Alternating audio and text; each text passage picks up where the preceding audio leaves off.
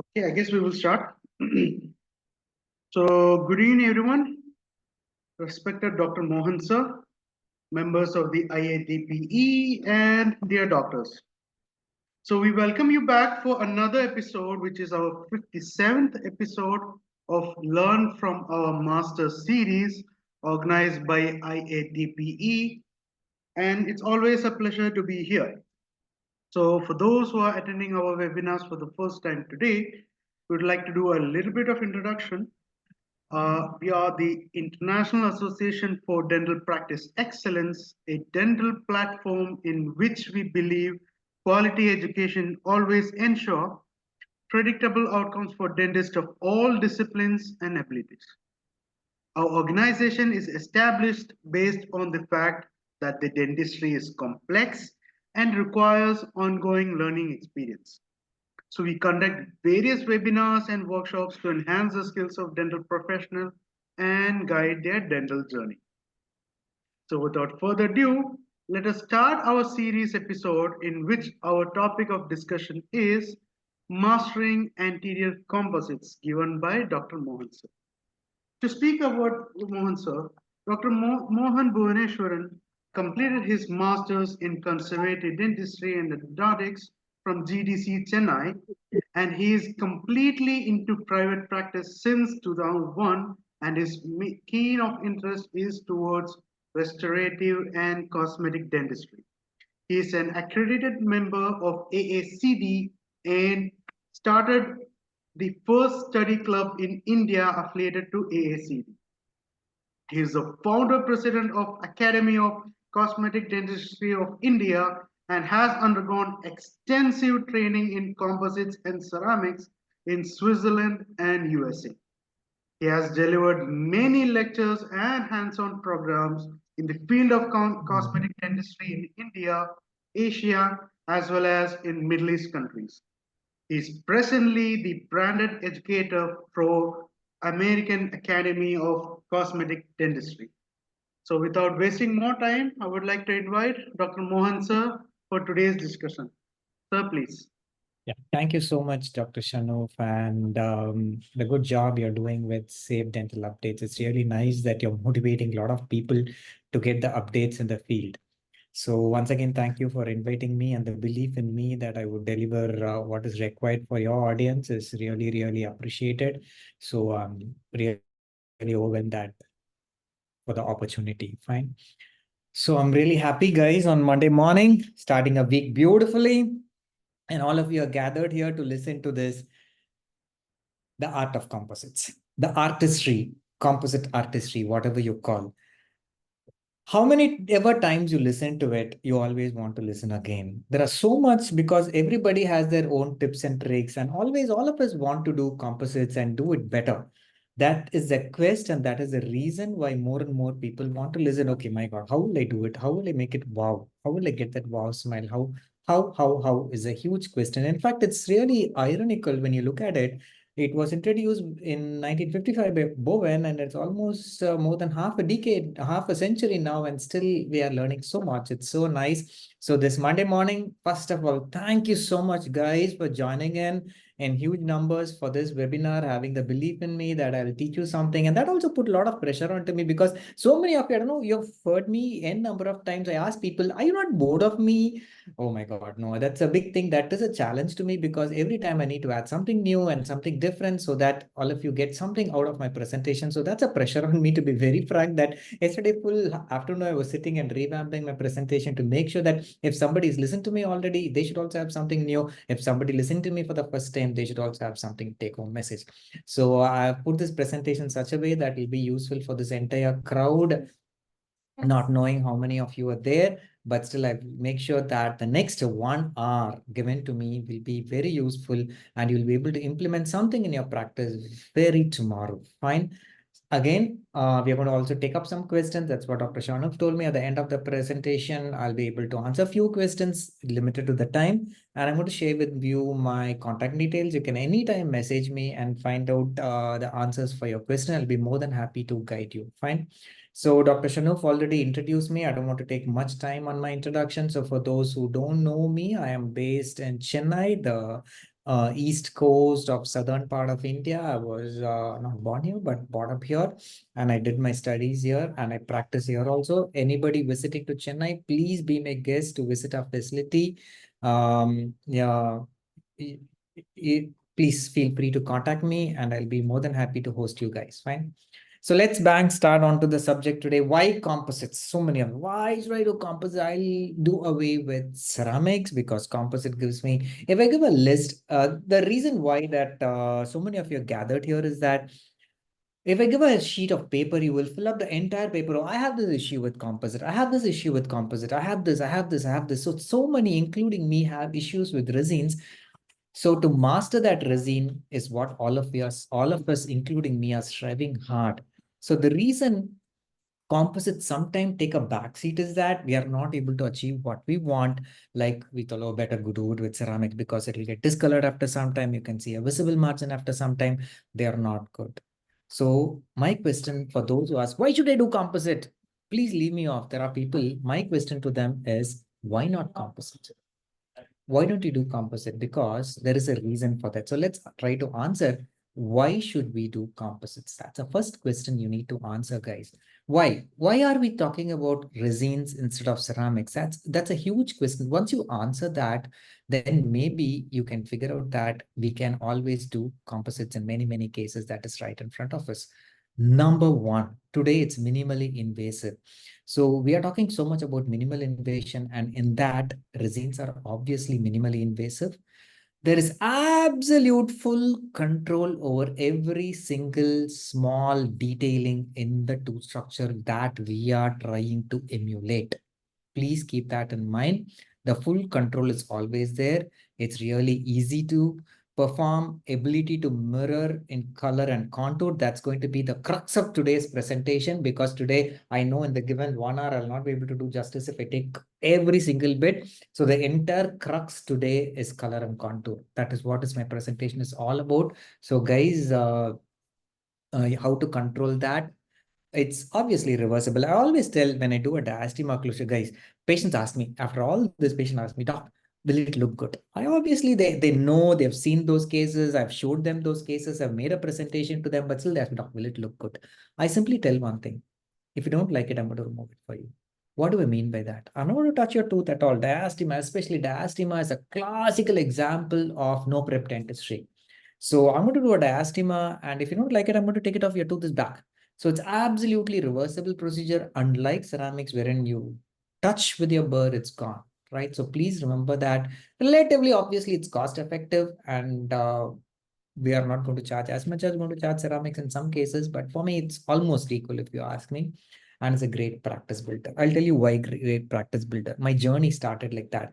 So in 2000, I completed my postgrad, and then ever since I've been interested in resins. And since 2003, 4, 1999, it started. I've been working on resins, and resins are affordable by patients. So once I get this done, then your ability to make over smiles is in a big form, and patients get the belief in you, and then slowly cases gets converted to bigger cases. In those bigger cases, sometimes ceramics have to be done. In those cases, ceramics only have to be done, and then your journey starts. So basically, if you ask me, my practice builder is a resin. Obviously, composites is the pillar of my practice, in which we are able to build up strong cases with the help of composites. So those who are thinking, why composites? Why no to composite is what I'm going to asking you. Please think, any case that comes to me, I will not think like that. Should I do ceramics or should I do composite? My mind never works like that. Okay, what is the best way of restoring this case back to its original form, function, and aesthetics? So I can either do it with resins, or I can either do it with ceramics. So we take a table. If I do it with ceramics, what happens? If I do it with composites, so the one which involves less tooth reduction is my choice. That's all, guys. I'm not here talking against ceramics or for composite. So why tell no to composite when so much advantages revolve around composite? Why? Is that I have reasons why people tell, oh my God, I don't want composite, because number one reason is that unable to replicate nature. So if you look at this, one of the tooth is restored, obviously, and it takes a lot of chair side time in the beginning. Then once you know how to cook a dish, it's like cooking a dish, according to me. Once you know how to cook a dish, go to the kitchen and start preparing the dish. So unable to replicate nature is one main reason, according to me, in the survey, which I've seen in many, many cases. So that is one main reason which is hindering or an obstacle I would consider for a clinician. The another thing is that even if you restore, look at this restoration, a class 4 restoration done in tooth number 1, you have done this back to normal, almost great. And then your question, huge question comes is that how long will this stay after all this is the question. So this is where even my participants who come for my programs ask, hey, do a ceramic crown and then forget it. Why do you want to do a ceramic crown? It lasts for long. Okay, it lasts for long. Then what else is the advantage do you think? Obviously, we know literature supports that ceramic crown's lifespan is much more double than that of the composites, but you've taken off too much of tooth structure. There is a famous study by Dr. Professor Daniel Edelhoff, which takes that you remove 72% of the tooth structure when you're doing a crown, whereas in resins, nothing much. So other than that, do you have any advantage? No, absolutely no. I'm going to ask the patient to bite after putting a ceramic crown? No.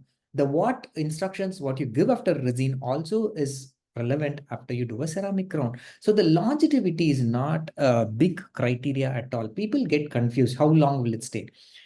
This is the huge problem which I consider. How long should you think it should stay? There is a difference between survival rate and longevity. Guys, please understand this clearly before I jump into anything. What is survival rate? What is longevity? Longevity is that how long does your restoration serve? Okay, your restoration served for 7 years, 8 years. Then what happens? I'm going to replace the restoration. That means the tooth which I worked on is still intact in the patient's mouth. If I do a crown, then the crown fractures.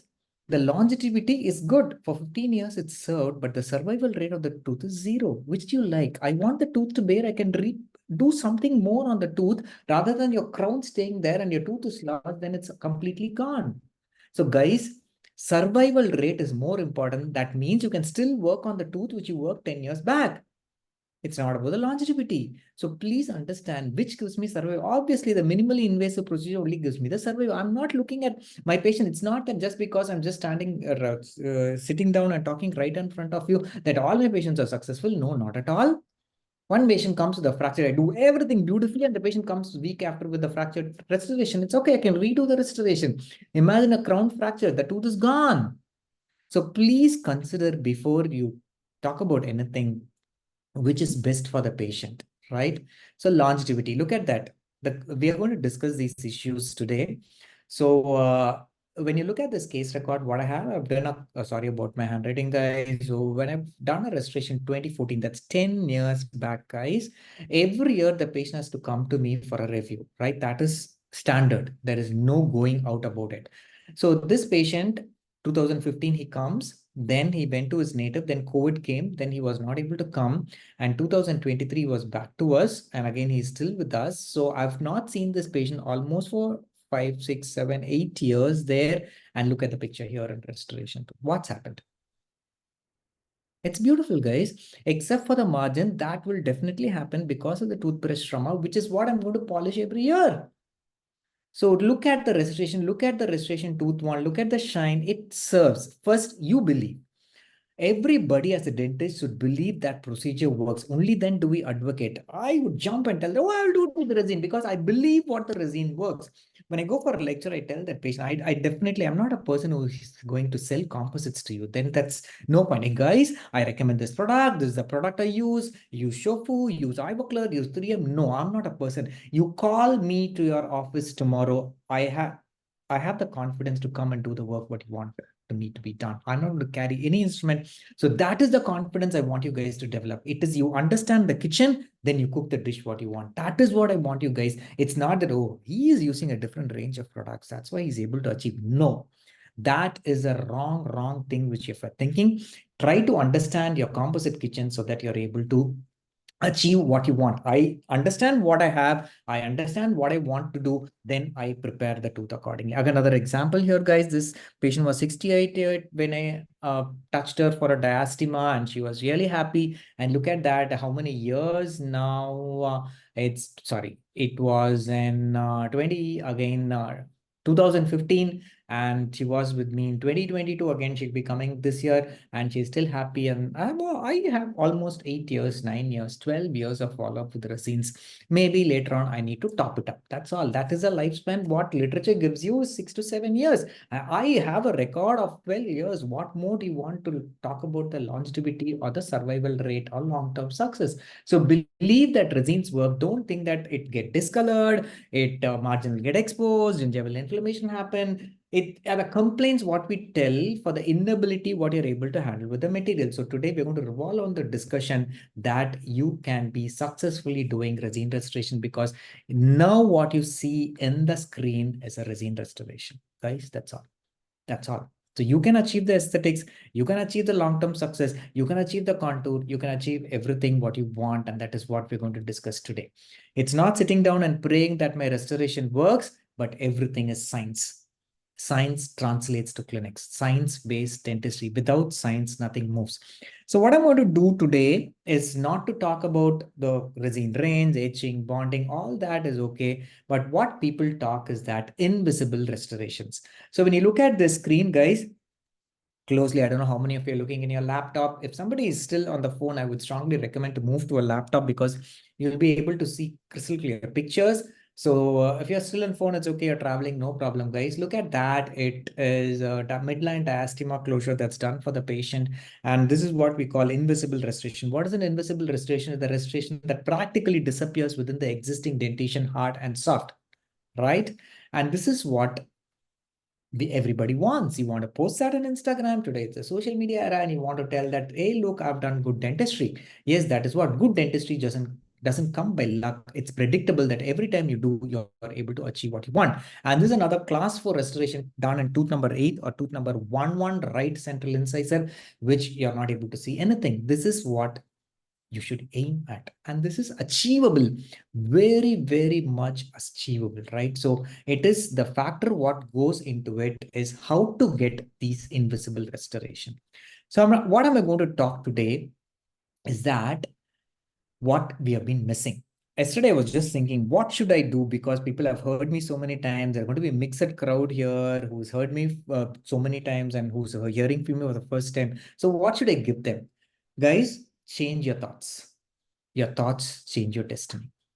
What are we replacing? Understand that. There are only two structures we are trying to replace. One is enamel, other is dentine. Just understand that was taught to us way back in our second grad undergrad program. What is enamel made up of? What is dentine made up of? Because this is what is very, very important to get natural looking restorations. So natural looking restorations means you're not able to see which is your restoration or which is your tooth structure. Fine. So number one is that how do you achieve that? Is only when you understand what you're dealing with. So enamel has its own properties, dentine has its own properties. Accordingly, you mimic them in the biological aspects with regard to optical properties. What is optical properties? That is what is aesthetics. So there are two things, aesthetics and function. Maybe a patient wants a strong tooth, then I cannot put a tooth with stainless steel and tell, okay, get lost, everything is beautiful, you can eat anything. No, that is not what is criteria. Anterior criteria is aesthetics. So aesthetics relates to the optical properties that is related with enamel and dentine. So please understand. So today we are going to talk about how exactly you get the shade of the tooth and how to play with that, right? That will solve 99% of your problem to get seamless restoration that practically disappear within the existing dentition. So if you understand the color concept, then half of your job is all done. So enamel is translucent, that modulates the value. Guys, please remember these are very crucial points which I'm talking to you. If you're looking that my shade is not matching, I think my composite is bad, my buildup is bad. No, it is not that. Understand what you're trying to do. So moderation of value is the key factor, and enamel plays a huge role. Dentine is more chromatic. The color of the tooth comes from the dentine. So here is where a huge debate comes. So color comes from the dentine, and what shade matching are we doing? But please remember, value is the most important thing. So color and opacity originates from dentine, and the value comes from the enamel. So an older individual comes to you, 60-year-old patient comes to you and tell that, doc, I think my tooth is turning yellow in color because the water content of the enamel is get lost with the age, and what is shown through is the color or the secondary dentine that's deposited in the patient. So that's why patients suddenly feel, doc, suddenly I feel my teeth have become yellow in color. That's because of the age-related changes that's happened within the dentine and the enamel, which shows more of dentine and less enamel is gone there. So enamel is the one which modulates the value. Now let's see. This is going to be the entire presentation revolving around to make you understand what exactly is this shade selection all about. So shade versus shape. Number one, guys, I'm going to give you three major criteria here how to achieve seamless restoration. When it comes to shade versus shape, you know what wins? Only shape wins. Guys, that is why today people are spending hell a lot of money to get their body shaped up. Everybody wants to look, oh my God. I was thinking yesterday, because those who know me in Instagram also know me that I'm into fitness. So when your body is fit, what you wear doesn't matter actually. But when your body is not shaped, what you wear becomes very, very important. That's what is hand skills about. So when you're able to shape up your tooth beautifully, 99% of your job is done. I'll give you a simple example. Many patients comes and tell, doc, my temporary restoration was looking good, especially when you're doing a ceramic crown. It's happened to me. It's happened to you. It's happened to everybody. Why did the patient like the temporary? You've not done shade, you've just done it in 5 minutes and it's gone, and patient is really happy with the temp is because the shape was really, really good. So guys, that's what is the homework we keep telling. I can balance everything. There are few factors for all this getting the right seamless restoration. I can balance everything, but the shape is what is the skill of the dentist, which can change from dentist to dentist to dentist. So probably when people come and ask us, I'm not able to get this, we tell them start with drawings. Start drawing the teeth. That's all we did it, but we forgot that. Then take some stone models, start wax buildups. So wax buildups are a big, big thing today, which we do it because that develops our hand skills. Once you get the shape right, most of your problem is done. So if there is a debate between shade versus shape, shape only wins. So please keep that in mind. How much ever you get the right. Okay, beautiful. I've used my C-lab technique. That is the latest today. I've done all my shade selections. Perfect. Beauty, beauty, beauty. And still you can go wrong. Still you can go wrong. You can screw up the case. That's because it's not shaped up properly. First thing what the patient wants, looks at the mirror and tell that, oh my God, which one was it? Because it's blended completely. That's why the smile designing concept shaping up is very, very good. And I don't want to bore you today, starting with a Monday morning. And I don't want anybody to curse me that, oh, guy, this guy spoiled my Monday. My week is gone. I don't want you to go and tell anybody that. I want to make your Monday beautiful so that your week goes beautifully and everybody's happy, including me. So we all know that hue, value, and chroma are the three big, big things what we decide. But there's a fourth dimension, which is very important, the translucency and opacity. This is the killer, guys. If you understand this, I think all of your problem is solved. 200% of your problems are solved. Now, what is this? Understanding this is very important. So the optical properties of the tooth, you understand, forget about the resin, forget I'm going away because you need to understand what you're replacing, then only you replace what you want. Without understanding what you have, what are we going to replace? Nothing.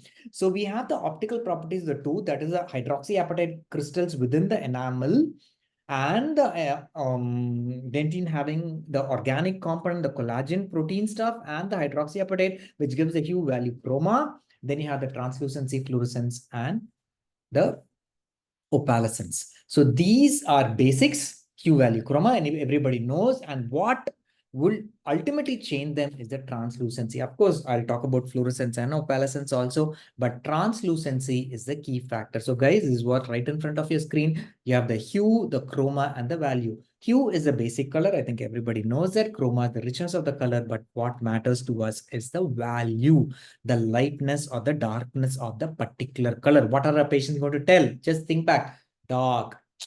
My toes are looking slightly whiter, no? Dark, slightly dark. That's all a patient is going to communicate. So if you get that right, everything's going to get right. So value is the most critical component to match. So please understand, eyes are less tolerant to changes in brightness. Again, I'll give you, we forget this, we forget the optics, we forget our optical nerve. We all go to the movie theater, right? We all know that the movie started and suddenly from brightness to dark area, you take some time, you go blind. So our eyes are very, very critical to the amount of light that is coming in. So if it is bright and beautiful, wow. If it's dark, then it's dark. That is what I can perceive more than actually the color.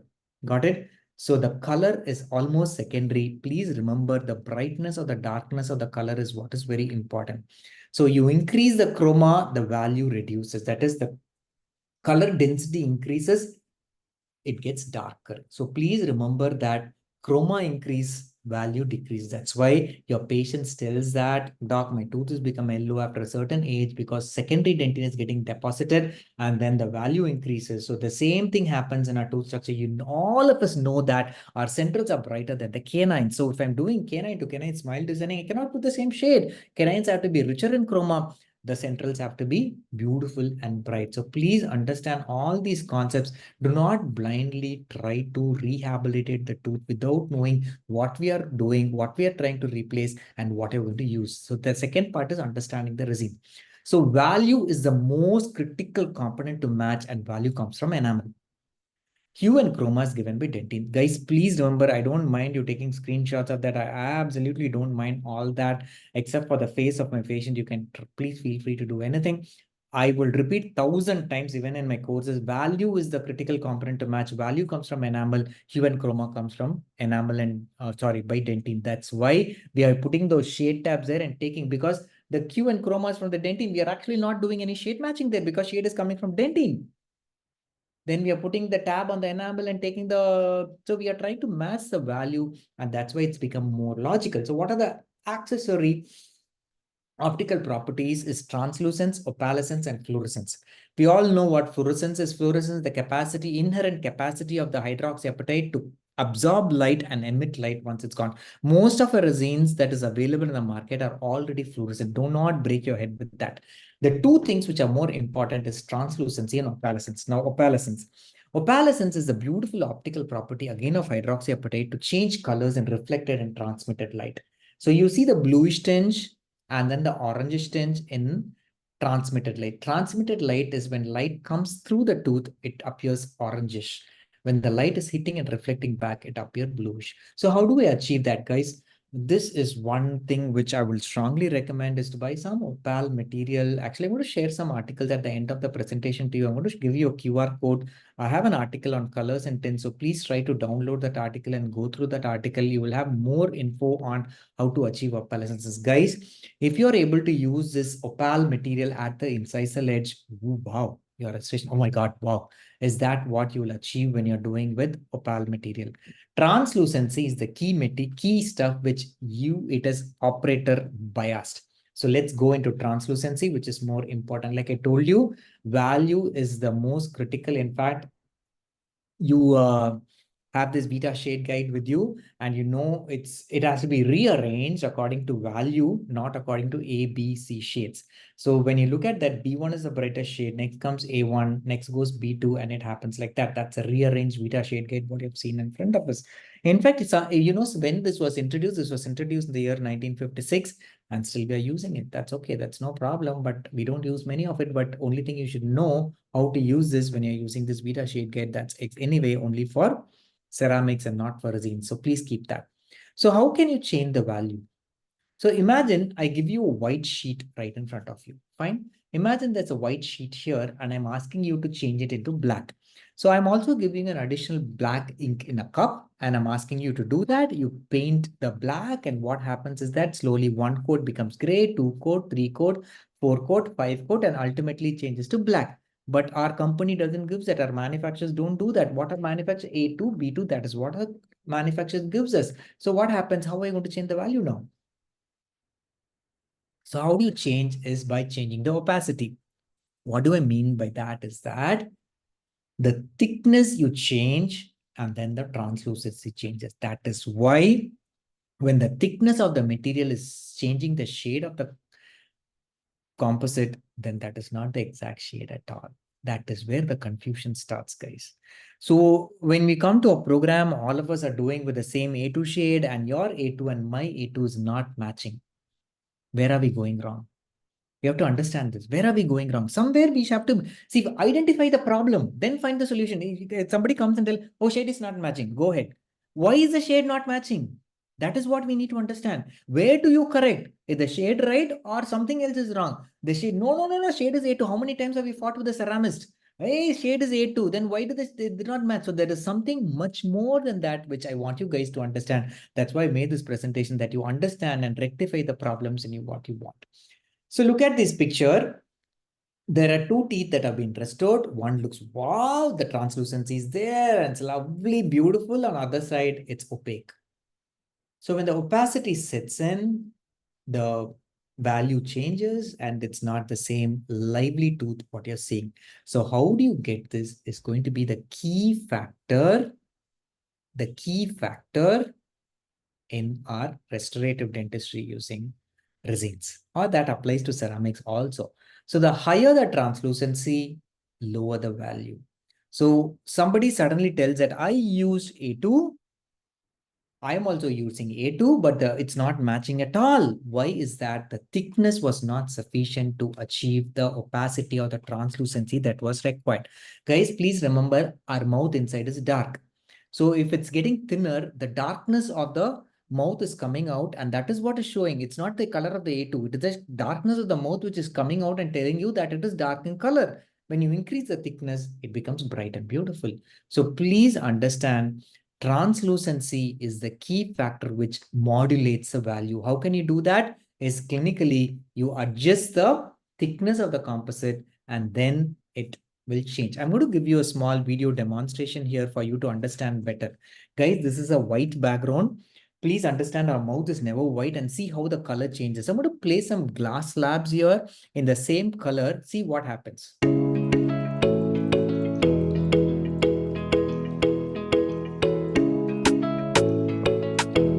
So it's a light pink there. See what happens when the thickness increases. The pink remaining the same or changing in color.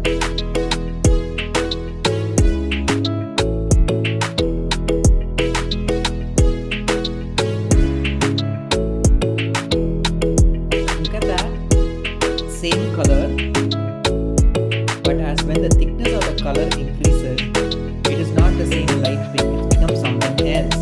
So your A2 can be changed into different shades with the thickness. Look at that. Look at that. So this is why, guys, it can be A2, it can be B2. Still, you can screw up the case because the thickness was not right. I'm going to teach you where to find out what, right? So now this is not our mouth. I'll tell you what our mouth is black. Now see how that same pink shade appears darker when you put there, and see how the color transforms.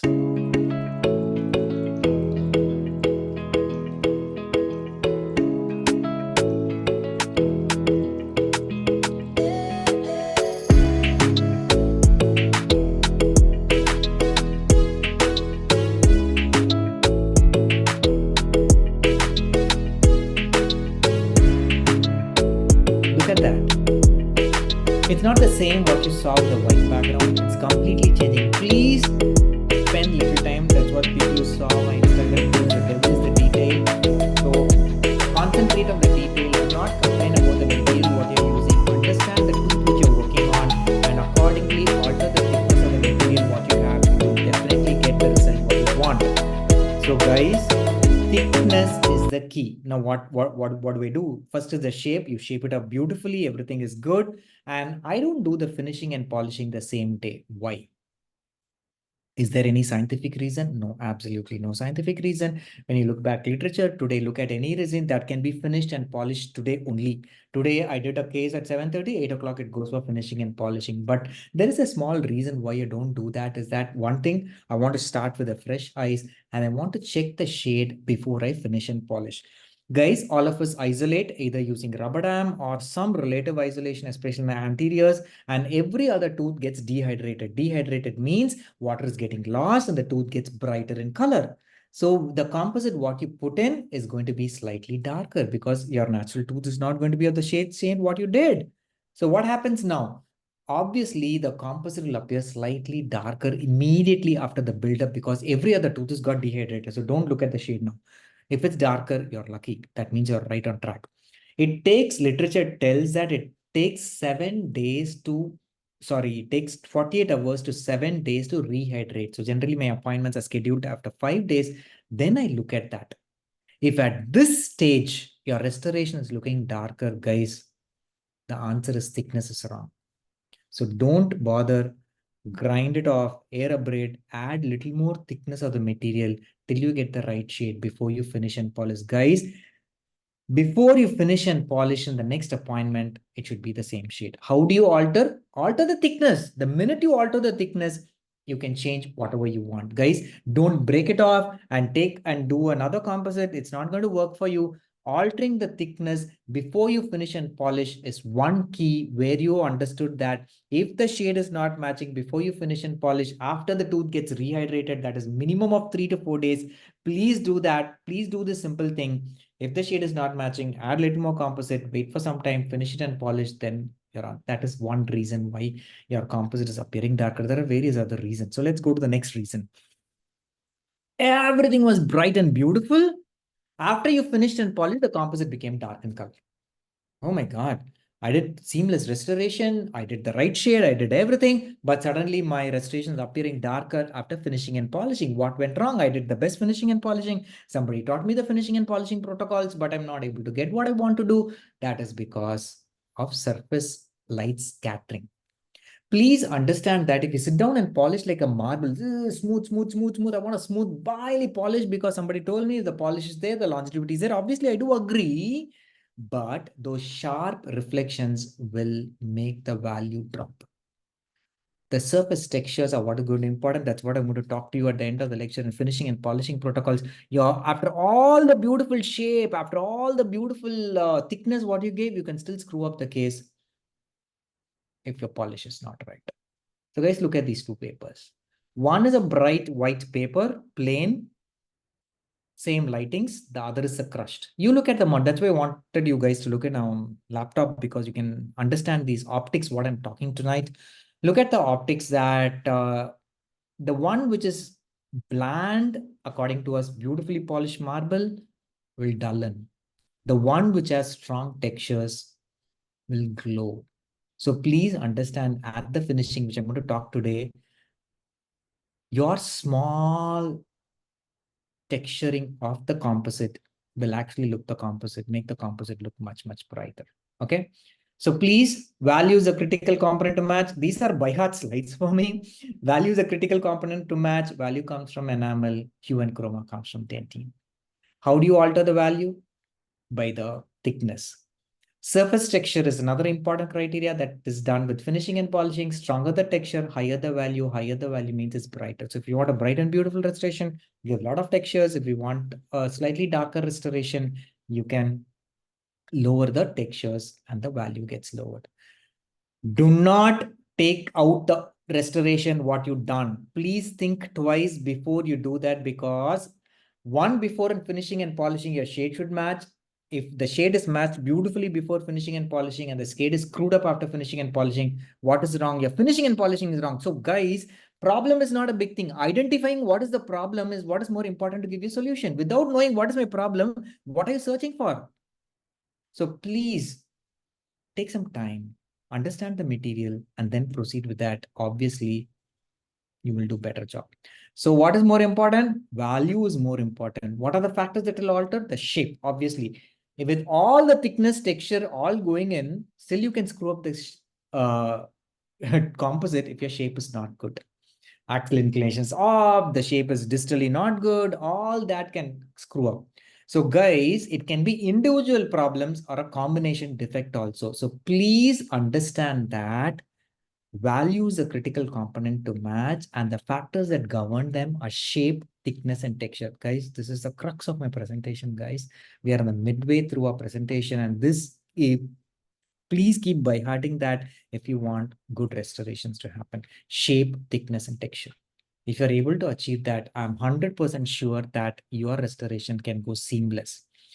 Now, how do I get that value is obviously with photograph and the light. So what you do is that put some composite buttons on the tooth, and the composite shades, what we recommend is A2, B2, and A3. Put them on the tooth, take a picture, convert it to black and white, and that is the shade of the enamel what you got. That's there. So generally, the rule is that I'm going to talk about little about metamerism also. So generally, class 3 is diastemas. It's okay. Once you match it, it's all enamel, it's gone. Only thing that is a difficult one is that needs layering is a class 4 composite. So that alone needs, this shade becomes probably B2 or A2 is the shade. I would recommend a darker shade that goes, probably B2 is my enamel shade that's matched. I would put my A2 as the dentine. If A2 is there, I put my A3. That's all. That's how the layering technique, what I'm going to talk. Otherwise, you can do away with that. So generally, today in my practice, nobody comes and checks if I'm doing right or wrong. So that doesn't mean I deliver quality. Guys, remember, self-evaluation is the best evaluation. That's a growth. That's what is growth. That's what is very important. So I do this restoration. Nobody, patient cannot understand. The patient is happy. Oh, Dr. Mohan does this good job. They believe, they come in because they know, because they don't know what to expect. Whatever you do, they're happy. They think this is the best probably. And that's obviously the best. Okay. Now I sit down one day, look at that. Okay, fine, all good. But you know what I'll do? My self-evaluation, if you're so critical, change this to black and white. In this black and white picture, if you're not able to identify your restoration, if you're not able to see, the world cannot see it. Keep that in mind. Self-evaluation, self-criticism, self-comparison is the only way to grow. Do not think about others. Do not compare your job to others. It is you versus you. If you look at this job 5 years down the lane, you say, oh my God, I should have changed this little bit. If you're happy still with the job, what you did 5 years back, that means something is basically wrong. So be critical. Be critical about yourself. Be critical. It's you, only you, nothing else. Stop comparing. Happiness sits in there. Fine. So please look at this and look at the black and white picture. I'll be very happy if somebody posts and tags me this black and white picture after listening to me, Dr. Mohan. Good. I was able to post a black and white picture. How many times have we seen the social media black and white picture getting posted? That simply shows the confidence in the science what you have. Now, knowing what are you going to replace, what is that you're going to replace? What's your kitchen made up of? Obviously, the material selection. Now, how do I select my resins? So there are variety of resins in which the crux is, we know, the BIS-GMA and the filler particles. Guys, the filler particles went so deep inside our heart that people told that, microfill gives good polish, but it does not have strength because the smaller the filler particle, strength is less. So in anterior, you use it, both posteriors. When you go to posteriors, please use macrofill because the strength is more, but only thing you cannot polish. This is what has been driven to our mind. The minute we talk about filler, other than that, nothing else comes to our mind. That is the saddest part to me, that people are not understanding that there is something more in the filler particles. Before I go into that, guys, look at this natural beauty. What I saw in one of the countries down Southeast Asia, the waterfall. Look at the waterfall. We all know what is the big deal about the waterfall, right? I was also surprised, but I took this video especially for the lecture. Now, so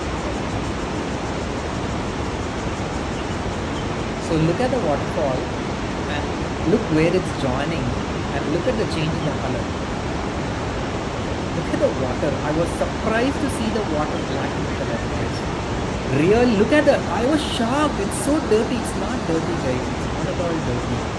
You know, that stone is black underneath, and the force the water is hitting, it's taking away all the stone, and small black stones are getting mixed up with water. And look at the water color that is instantly changing the minute the filler is getting inside.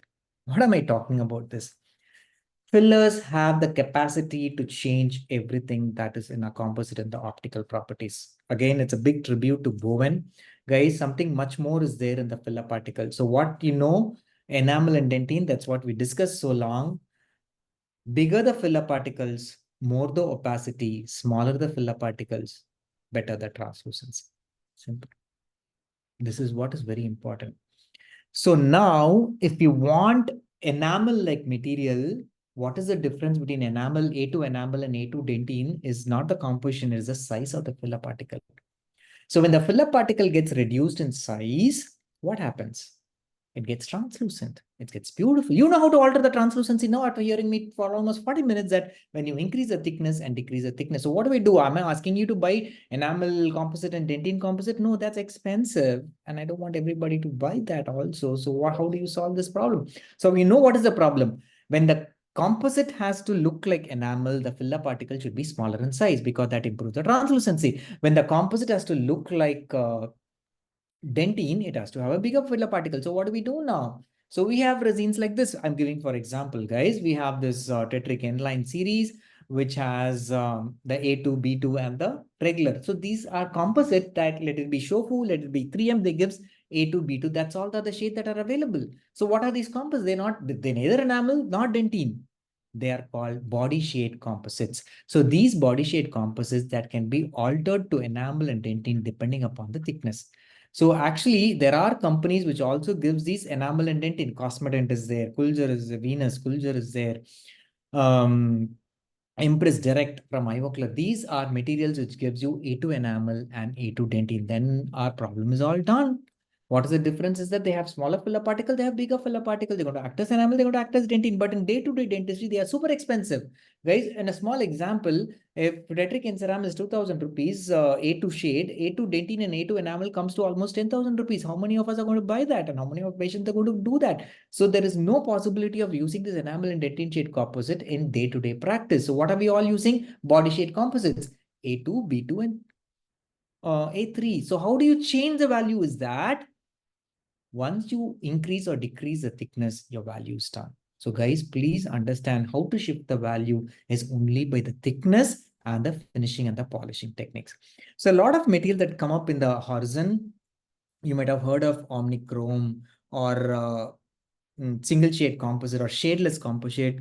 There are a lot of things that have come up, and in fact, Ivoclar has come up with tetric N2, which did not give up with the shades because I also prefer. I've worked with all composites. I will not recommend omnichrome composite this shade for an aesthetic restoration. Okay, probably for diastema it's okay, but for a class 4, which I'm going to tell and wind up this presentation, I would strongly recommend shaded composite because that is what is very important. So guys, single shade composites are available from so many companies. People are coming and selling to you single shade composites. So please understand that they all come from metamerism. So let's see what metamerism is all about. Tetric N Ceram 2 results in filling margins that are virtually undetectable. This is achieved with a special blend of monomers and fillers that give Tetric N Ceram 2 the ability to adapt to the color and light optical properties of the surrounding tooth structure.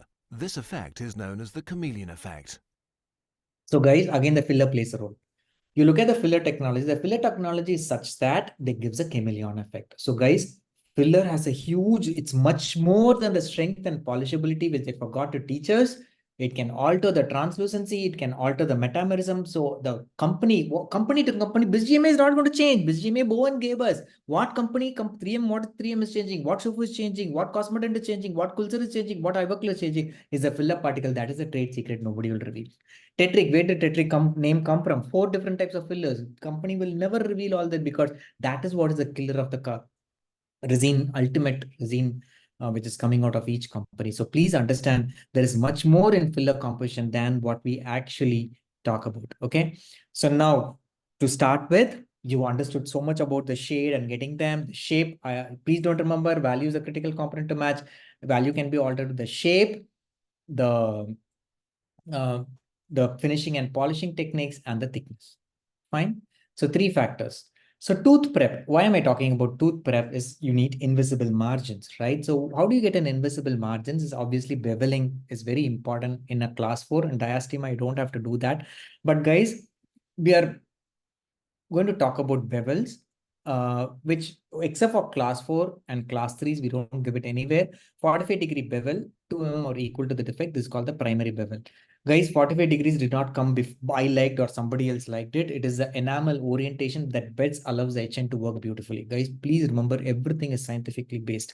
Naja, 45 big deal. What is a big deal? There is so much big deal about this 45 degrees also. So please make sure I'm going to give you a video here. Look at that. That's how it should look like. So I'm going to show you primary and secondary bevel, because your primary bevel in a class 4 will always be straight. Straight lines are easily detectable. You need to give the curved line. So please try to give that curved line. That is the secondary bevel at 20 degrees done only for class 4. So look at this video here. You will understand better. Middle of the burr is used to create the primary bevel. 45 degrees, minimum 2 millimeter or equal to the defect. Got it? Now I do the secondary bevel is done only for aesthetics. Look at that curvature, because when you give that curvature, you get an infinite margin. You don't get to see where the tooth ends or where the restoration starts. Okay, please remember, in a class 4, it's very important you give that, and in a palatal, you just give only primary bevel, because there is no aesthetics in palatal. It's all about getting a retention form. So your enamel rods are best oriented. Hydroxyapatite crystals are best oriented for the HN to beautifully act. So please do not forget that. It's very important. Now, it's all said and done. Oh my God, after I finish and polish, there is a white line in the margin. How do we solve this problem? You're going to scrape it out. It's not going to go. But guys, if you're getting something, please find out the reason why you're getting. Then try to solve. Do not take your burr, you don't even know why it happened. Without knowing why it happened, what are you correcting? My life, all these 25 years, has been searching for answers. Why is this happening? Why is this happening? Why is this happening? So guys, that is the best motivation what I can tell you. If you're having some problem, find out or ask somebody. I'm there to help you out, guys. Message me. I will definitely be able to answer your questions with little experience what I have in this field. Definitely. If not, I'll find answers for you, because I read books, I read articles, I keep going through this because I need answers. Without answers, I don't move forward. So guys, there are only 2 reasons why white lines appears in the margin. One, excess adhesive. If your adhesive layer is excessive, gone. That's all gone. How can you change it? You cannot change it. You have to create a ditch there, again put your resin there, and then do it. Now, wrong polishing direction. From the resin, it has to go to the tooth. If it comes from the tooth to the resin, again the white line comes. So how do you know excess adhesive has made this mistake? Is that the theory recommends 20 microns. I'm going to ask you to put the patient in the microscope and just for 20 microns. That's not going to happen at all. So what is the rule is that thick adhesive layers have dull appearance. Thin adhesive layers have glossy appearance. So before you cure, make sure that you air dry. Don't air dry too much. It should be really glistening that surface without any dull appearance. That means you're at 20 micron. If it goes below, then it will not stick. So 10 micron, nothing will happen. 20 micron is the ideal thickness, and 40 micron will kill your case. Wrong polishing is what I'm going to talk to you in 4 minutes. Now, coming to shade mapping is the layering technique. The layering concept again is there in my article. So we have the enamel layer, the dentine layer, the inside colors that goes, and that gives a beautiful restoration.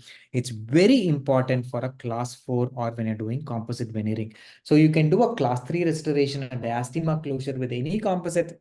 I'm least bothered. But when you're doing a class 4 or composite veneering, it has to be 100% a layered restoration. Other, you will not be able to achieve what you want. Also, I would recommend that it's not very expensive. You guys can buy one of these colors or opalescent material, which will give this beautiful incisal edge effect. These are small extra steps what you take to make your restoration look that wow. Fine. So I'm going to give a small demonstration on the class 4. So this is a class 4. You saw the bevel that is there. And the first layer is the trans layer, the translucent layer. That means, already the filler particles is not there. Very, very small. So T shade is what I use. T shade is from Ivoclar. Then you have young enamel and Shofu. Then you have translucent and 3M. Every company have their own shades there. So I put that shade and then I put my proximal wall. I use my proximal wall also with the same T shade. Got it? Now you see a small box is being created. The incisal edge is very important. That's what we do in our wax ups. We do a wax up and try to create that beautiful platform for that. And then I put the dentine layer. What is the dentine layer? Is probably the B2 was the shade. I'm using A2 as my dentine here. So it's very important that you have this multiple shade composites. If you're having that enamel and dentine, then the problem is solved. It's going to put A2 dentine and then you put your A2 enamel. It's salt. If B2 is your shade, put B2 and B2 dentin. But that we are not going to do in day-to-day dentistry. So all you do is that put the A2, I've used A2 as my dentine. So I know to alter my thickness. So this instrument from Style Italiano will alter the thickness so that when you alter the thickness, it comes to the right thickness, because we all know that the dentine is thicker at the cervical area and thin at the incisal edge. So this instrument helps to do that. Then I've created those dentinal lobes there. Then I'm putting that opalescent material. This is trans opal from Ivoclo Vivadent. So I'm using that in the, you see those crevices what I've created. That is where I'm using them. And you see that it's a beautiful already. Then I'm putting my final layer enamel. I use this brush, a nylon brush, to get my surface smooth. And this is how it should be before you finish and polish. The foundation should be ready. On this only I start to finish and polish. So this is after 3 days what I'm seeing. So the shade should be perfect at this stage. If the shade is not perfect, you know where you're going wrong. It's a thickness of the material. So I start my finishing and polishing at this stage. So before I send the patient on the first appointment, I use the strips from Identa, the metallic diamond strips, clear up all the interproximal areas, excess composite, because I'm not using any matrix band. If you want to use any matrix band, I will strongly recommend BioClear Matrix Systems, the anterior kit that's come up recently. And then I use my blue ring burr and air rotor to remove all the excess flash before I send my patient. Then how do I achieve the shape? The primary, secondary, and tertiary anatomy. This is the key to achieve the shape beautifully. Then comes your textures, so the thickness and the shape and the textures what you create. So guys, all three what you're seeing right in front of your monitor is central incisor, but you know they are not of the same shape. One is square, one is triangular, one is ovoid. This is what we call as line angles. So try to draw pencil lines and try to achieve this. I will strongly recommend to finish and polish it separately, not to do the finishing and polishing together with the kits that are available. So we draw these pencil lines to get the right line angle. That is what is the key factor here. So please draw this and then try to use your, I'm not giving you big armamentarium here. So the red burr and yellow burr, all of you already have. So this adapter is a spring adapter, what you see here, that can be put onto your micromotor. Please, finishing and polishing has to be done only under slow speed at 20,000 RPM, not more than that. If you're using your air rotor from tomorrow, stop using them. Use your red burr to clean up like we sandpaper dentures, and then use your yellow burr and to smoothen those line angles. Your line angles are already there, and now you're ready to go. Before you're doing some polishing, pre-polish, I will strongly recommend any silicone tip for pre-polishing, or a 32 fluted diamond from a carbide from SSY to pre-polish, and then proceed with texturing. So now you know that an enamel, surface enamel, has its own textures. First is the secondary anatomy or the lobing. So what you do is that try to get these lobes done. A small BO35 burr from Mani, a small football shaped burr to create those small triangles in the tooth will create those depressions. When you're doing this, please make sure that you use magnification. Without magnification, don't do that. And then tertiary anatomy comes with the rough burr. I run my rough burr once, and what you're seeing in the monitor is a natural tooth structure which is not restored. Look at the textures, what God has given. We are trying to replicate them. So use your rough burr and create those textures and then polish, right? So guys, simple. Blue burr and diamond strip to clear up the excess surface flash. Then you call the patient, then check for the shade, if the thickness is right or wrong, then move to slow speed with the red and the yellow burr. Once you're done with the red and the yellow burr, you're establishing the shape in the form of primary anatomy. Then pre-polish your restoration. After you pre-polish and before you polish, you create those textures and the secondary anatomy. If you want to check your tertiary anatomy, take your articulating paper, rub it on the nasal tooth, rub it on your restored tooth. It should be like this. Simple. Okay. Once your textures are there right in front of you, then go with polishing. Any polishing system is fine with me. I'm not selling anything here. So what I use is OptraGloss. Optrapol was my polishing system, which I used for more than a decade. The advantage was that one step. What is one step is that with the one tip, my job is done because they're diamond coated and my polish is done. So this was Optrapol. Later on, if you want any additional gloss, you can always use some diamond paste or aluminum oxide paste and use a buff to get them off, right? So predictable success. What is predictable success is that look at that restoration done, and then you try to replicate nature in all forms. And then you see the patient after 8 years. The patient came to me, I think 2 years back, with the fracture in the next tooth. So please understand that composite works and it is in your hand to make it work. Coming on to maintenance is very important. I apply this fluke protector agent when the patient comes to me every year. I do routine oral prophylaxis. I either prefer MI varnish from GC or fluke protector from Ivoclar. The only thing is that with fluke protector from Ivoclar, the bioavailability is much more higher than MI varnish, but both are my favorite products. I use both of them. MI varnish goes for regular caries management. When it comes to protection, I always prefer fluke protector. So I use both, and I polish and set the patient off. So this is the protocol what we keep following. So please understand that predictable success is a result of an efficient workflow. So don't complain about your composite. It's a procedure, how you use it, right? How you cook your dish is more important than what you're cooking it with. So please understand what you're doing, how to alter and try to get a seamless restoration. I can easily tell you that do this tooth prep, do this. That is not going to take you anywhere without the science. So science is what is more important. And before I finish, I want to tell something that excellence is not doing extraordinary things, but doing ordinary things in an extraordinary way. So it'll be a small thing, but as I put it in my Instagram post, please remember the devil is the detail. Fine, keep that in mind.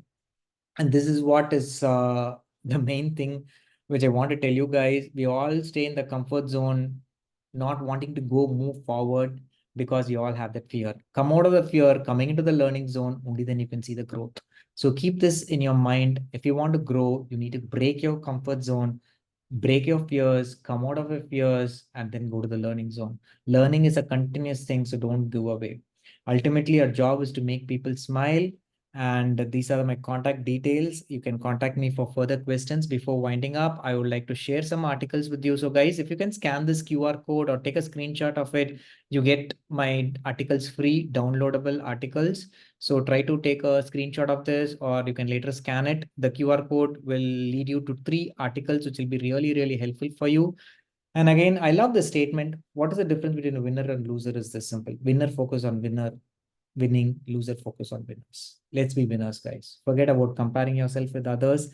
And what changed my life and my dentistry is this academy. So guys who are interested, please touch base Ever with heard me. someone I'll be say more the than eyes are happy the window to to the soul? introduce you Well, to this maybe it's academy. because dentistry is our calling. But if you really want a glimpse into someone's soul, it's their smile you should be looking for. We take the smile seriously. It is, after all, our business. We are dental professionals, and passionate ones at that. The smile is our life's work.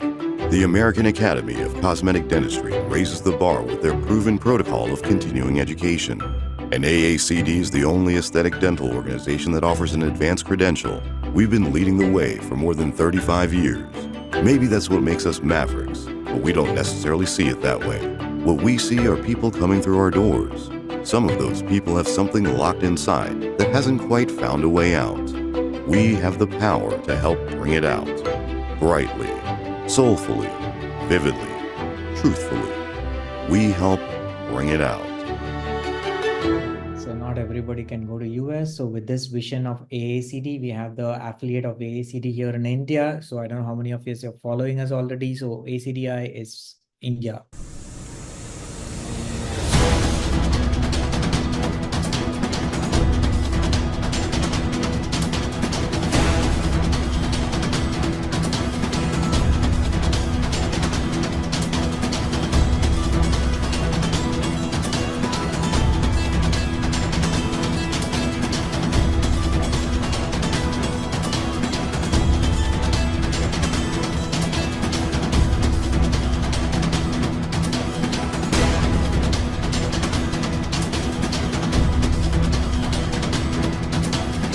We are not testing how beautifully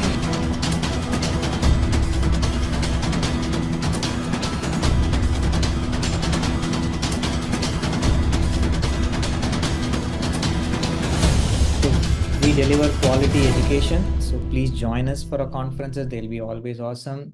Just to make you remember that we just don't recreate smile, we recreate self-esteem. We are just not treating teeth. We are giving patient hope, self-confidence, and happiness. So guys, we have a course to offer you. Anybody interested? I don't know how many of you know Style Italiano Layers textbook. The author is here in India and Mumbai in August. For further detail about that, acda.co.in, visit our website. The course details are there. Those who interested in resin, this is one course which is not to be missed.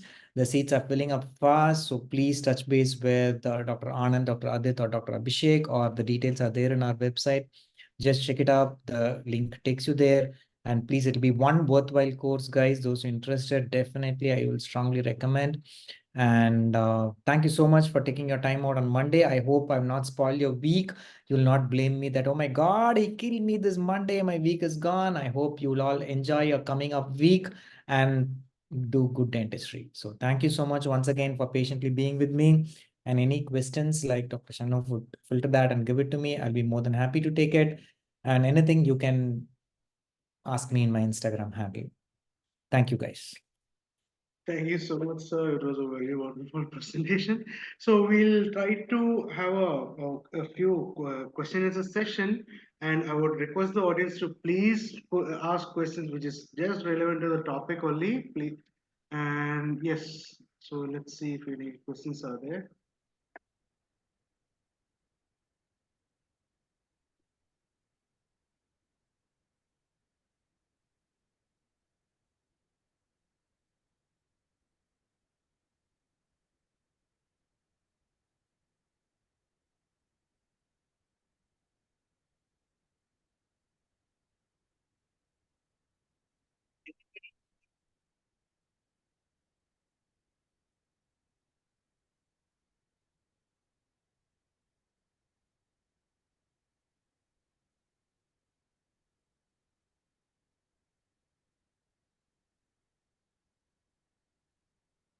So yeah, we have few questions actually. So Yeah. one of the question is it necessary to do a bevel on a diastema closure cases?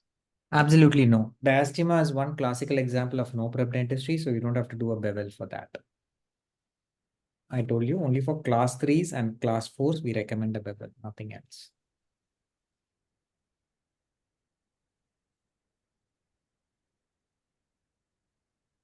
So there's one question, how to hide the fracture lines present on So the the fracture line hiding comes from the bevel what we give. That's why I told you that your bevel is so important that the orientation. That's why I gave a video, because most of them will not understand the primary and the secondary bevel what you give will actually hide the fracture line.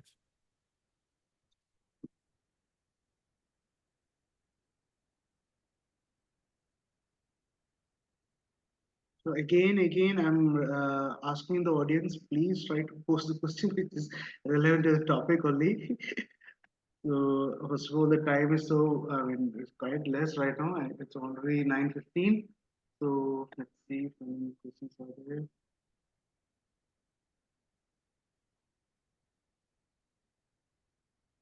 Any post-operative instructions to be given once the anterior composite is done? So what are the post-operative instructions we give is that my patient, even before starting, that's one instruction. Every year they have to come to me. If you're not coming, I'm not doing it. So that's one instruction, because every year I need to see what's happening. Otherwise, I cannot give you track records like this. And after finishing, maintenance is very important. They should maintain it well. It's not that you bought a BMW and maintaining it like crazy, not. So you maintain it well.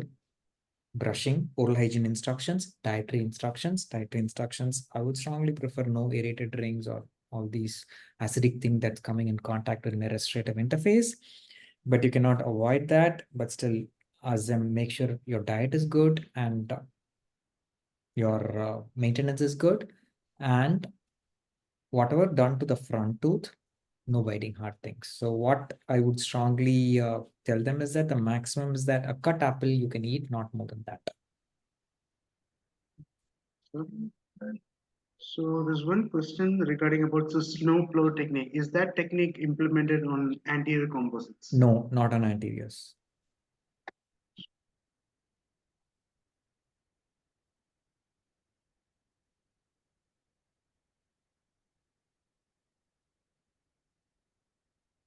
Any basic difference between the composition between a chromatic and an achromatic composite? So I told you about this metamerism, right? So today you have a lot of achromatic composite that is initially, guys, I didn't want to talk so much. When composite was introduced, right, way back in 1970s, it was Hercules and Concise. These were the two composite market that was introduced. They didn't have any shades. That time, no shade concept. Later on, only shade came, and life is a cycle. We all know what goes up comes back. So now we have come to an era that what happened 50 years back is coming back to market, that telling that, oh God, no shade, just use whatever you are. So those are basically on the filler particles of the metamerism composite. So it's basically to do the filler particles, that's to do with the manufacturers, nothing to do from our side. So can we use a body shade as an enamel as a dendrine? That's what I told you. So all of us, what we use is enam body shade composite only. So once you alter the thickness of A2, if the A2 is thin, then it becomes enamel. If A2 is thick, then it acts as tinting. So altering the thickness will alter the value. Altering the value will make sure that they are working as enamel or tinting.